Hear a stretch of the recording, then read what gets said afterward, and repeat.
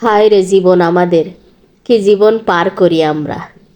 আমরা যারা জীবন জীবিকার কারণে শহরে থাকি, কারোর উপরে নির্ভর করার মতো অবস্থা থাকে না।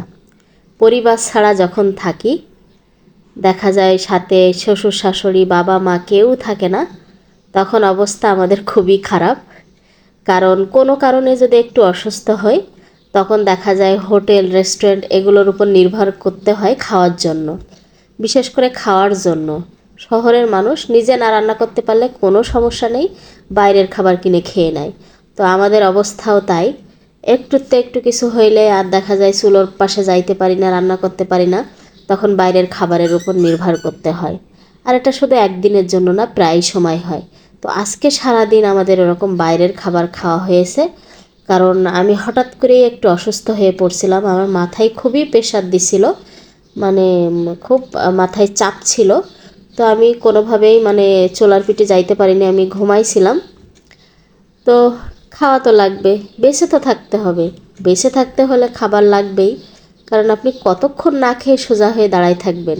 আপনার পেটে ভাত না দিলে আপনার এই দেহখানা কখনো দাঁড়ায় থাকবে না, এক সময় দেখা যায় একদম মিশে যাবে মাটির সাথে।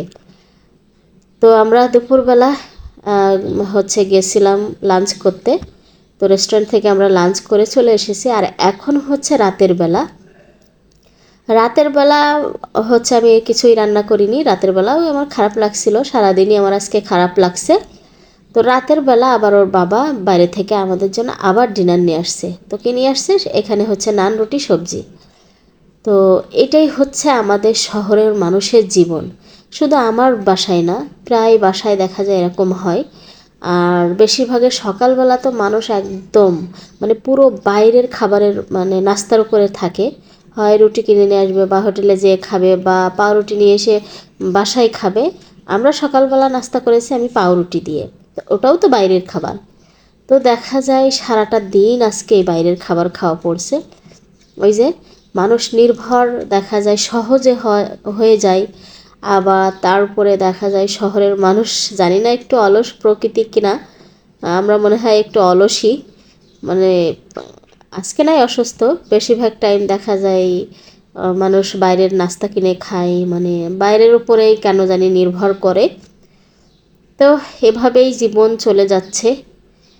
হয়তো যদি পাশে কেউ থাকতো, পরিবারের কেউ থাকতো, আমি অসুস্থ তাতে কি হয়েছে, তারা রান্নাবান্না করতো বা খাওয়ার ব্যবস্থা করতো, কিছু না কিছু করতোই, কিন্তু সেটা তো সম্ভব না।